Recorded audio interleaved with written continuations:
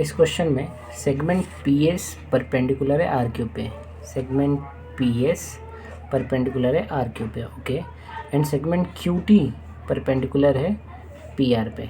तो यहाँ पे दो परपेंडिकुलर है, ओके। तो आर क्यू 6 दिया हुआ है, आर क्यू ये 6 दिया हुआ है, पी एस ये 6 दिया हुआ है, एंड पी आर ये 12 दिया हुआ है, और हमें निकालना है क्यू टी, ये निकालना है क्यू टी। सो कैसे करेंगे इसको? बहुत ही सिंपल क्वेश्चन है। इस डायग्राम को अगर हम ब्रेक करें, मतलब अगर ये, तो इसमें आप देखेंगे कि पी से परपेंडिकुलर, वर्टेक्स पी से परपेंडिकुलर है आर क्यू पे, तो ये हाइट हुआ और आर क्यू बेस हुआ, ओके। और सेकेंड फिगर क्यू से परपेंडिकुलर है पी आर पे, तो ये हाइट हुआ और ये बेस हुआ। तो बेसिकली इस डायग्राम में दो हाइट दो बेस है, दो हाइट है बेसिकली, ओके। तो कैसे करेंगे इस क्वेश्चन को? तो सबसे पहले ये ट्रायंगल पी क्यू आर का एरिया निकालते हैं। तो area of triangle P Q R, triangle P Q R का एरिया क्या होगा? Half multiply by base multiply by height. तो पी क्यू आर का बेस क्या है? आर क्यू, और हाइट क्या है? P S. So half multiply by R Q हमें कितना दिया है? 6, तो R Q 6 multiply by P S कितना है? 6, तो 2 3 ज़ा 6, क्या बचा? 3 मल्टीप्लाई बाय 6 विच इज़ 18। तो area of triangle P Q are हमें मिल गया 18, और यूनिट क्वेश्चन में नहीं दिया है तो यूनिट रहने देते हैं, इसको हम इक्वेशन 1 दे देते हैं।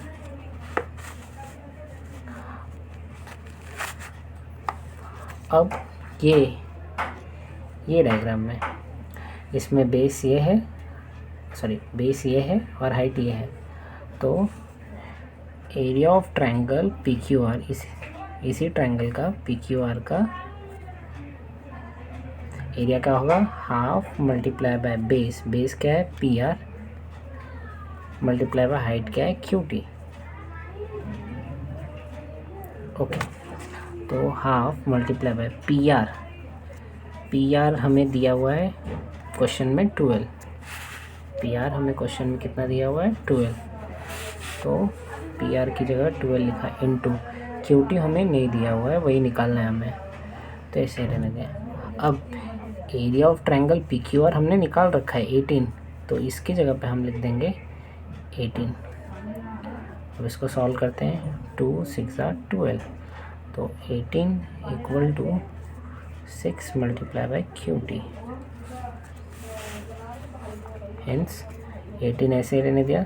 6 को इस तरफ लाएंगे तो डिवीज़न में हो जाएगा, क्योंकि यहाँ मल्टीप्लिकेशन में, इक्वल टू इधर क्या बचेगा? क्यू टी, हेंस 6 3 ज़ा 18, तो 3 इक्वल टू क्या आ गया? Q T, hence Q T equal to 3 आ गया। तो बहुत ही सिंपल था ये क्वेश्चन। बेसिकली इस क्वेश्चन में दो हाइट दी थी तो दो बेस थे, तो उसकी मदद से इस क्वेश्चन को सॉल्व कर लिया। Thank you. नेक्स्ट क्वेश्चन की तरफ बढ़ते हैं। इस डायग्राम में ए पी परपेंडिकुलर है बी सी पे, और ए डी और बी सी पैरेलल है, और हमको यहाँ इसमें दो ट्रायंगल के एरिया का रेशियो निकालना है। ट्रायंगल ए बी सी और ट्रायंगल बी सी डी, ये दोनों ट्रायंगल के एरिया का रेशियो निकालना है। तो बेसिकली सबसे पहले हम दोनों ट्रायंगल को देखते हैं। ट्रायंगल ए बी सी, इसमें हाइट ये है और बेस बी सी है। और दूसरा ट्रायंगल बी सी डी को देखते हैं हम, उसमें बेस ये और हाइट यही रहेगा, क्योंकि हाइट यहाँ से लेंगे तो ये हाइट और ये हाइट सेम ही रहने वाले। क्यों? क्योंकि दो पैरेलल लाइन के बीच में जो डिस्टेंस होता है वो सेम रहता है। तो बेसिकली ये दोनों ट्रायंगल में बेस बी सी कॉमन है और हाइट जो है वो इक्वल है, बेस और हाइट दोनों इक्वल है, तो हेंस ये दोनों ट्रायंगल में बेस और हाइट इक्वल है, तो दोनों के एरिया का रेशियो 1/1 होने वाला है। तो इसको हम लिखते हैं। तो since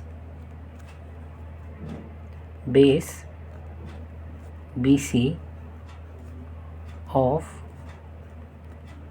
both the triangle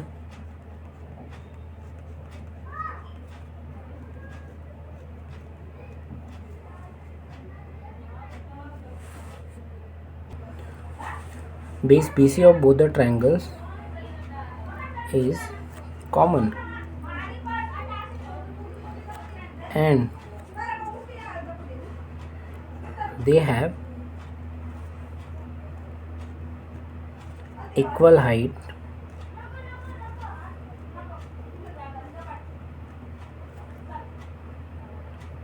which is AP। सो दोनों ट्रायंगल का बेस और हाइट इक्वल है, तो हेंस दोनों ट्रायंगल के एरिया का रेशियो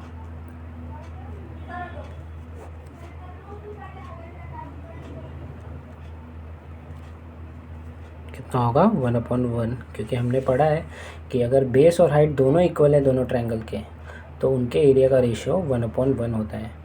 और यहाँ पे हमें मेंशन करना चाहिए कि हाइट क्यों इक्वल है, क्योंकि पैरेलल लाइन के बीच में जो डिस्टेंस होता है वो कांस्टेंट होता है। So thank you very much,